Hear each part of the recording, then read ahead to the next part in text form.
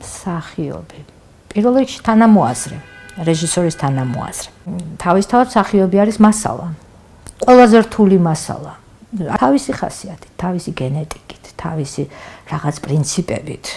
და ის ასე არ გემორჩილება ასე ადვილად. შენ როგორც გინდა მოზილე და როგორც გინდა გამოძერწე ხასიათი, რა თქმა უნდა, ის არ გემორჩილება. რომ შენ ის თანამოაზრედ გაიხადო, ამისთვის უნდა ძალიან კარგად დარწმუნდეს შენ შესაძლებლობებში წება და გენდოს. თუ მსახიობი არ გენდობა, გამორიცხულია იმისგან მიიღო რამე შედეგი.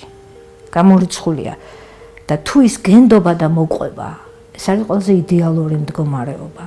მაშინ უკვე ახერხებ გამოძერწომისგან ის კონკრეტული ხასიათი, რომელიც შენი მომენტში გჭირდება. ძირითადი გამწევი ძალა ამ თელ მექანიზმში არის, რა თქმა უნდა, მსახიობი. რა თქმა უნდა.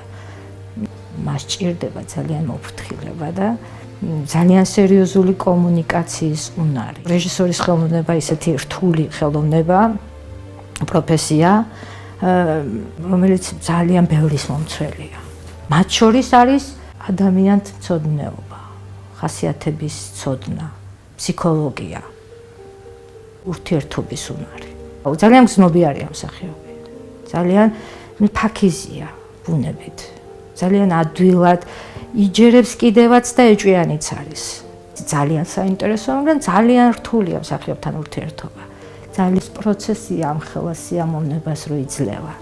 ერთად რო აღწევთ მიზანს და ერთად რო დებთ გარკვეულ პროდუქტს.